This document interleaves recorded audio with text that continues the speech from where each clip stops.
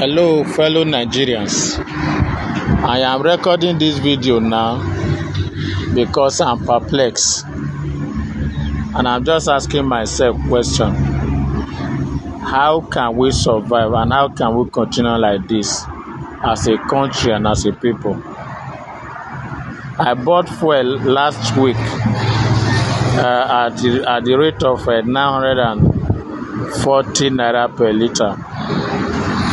And the fuel I bought last week is what I've been using because we also manage where we go to.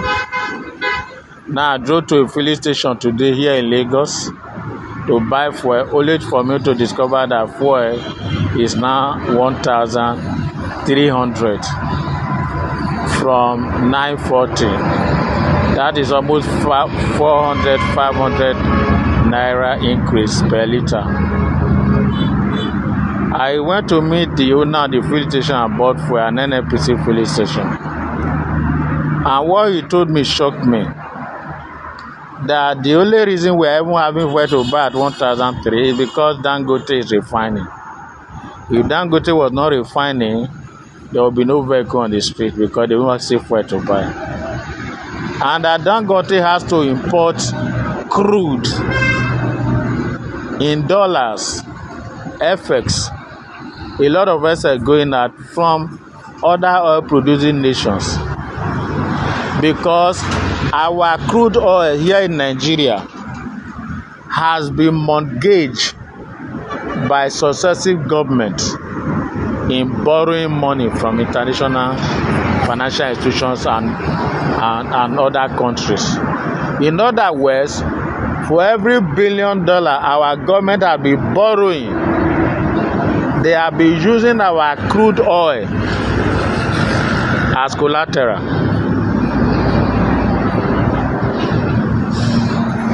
They have been using our crude oil as collateral. In other words, the crude oil over the next 20, 30 years have been mortgaged as repayment source for all the debt our government have been borrowing. All the billions of dollars we are hearing being borrowed by government.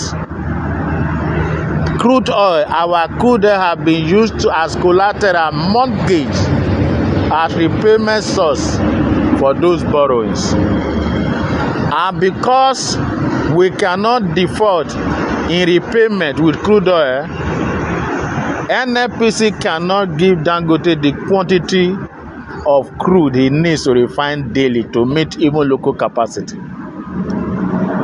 Dangote is getting less than 10% of what he needs to produce for local consumption.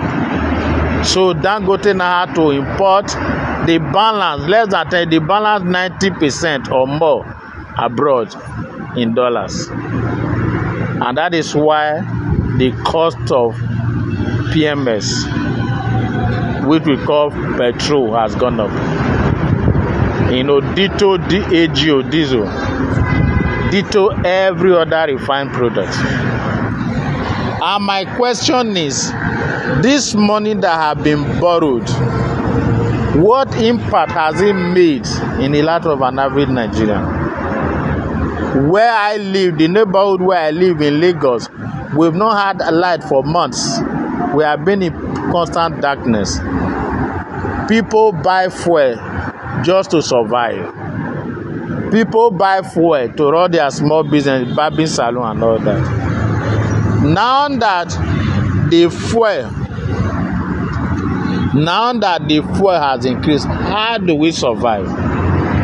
So I'm sitting down here asking myself a question: how do we survive?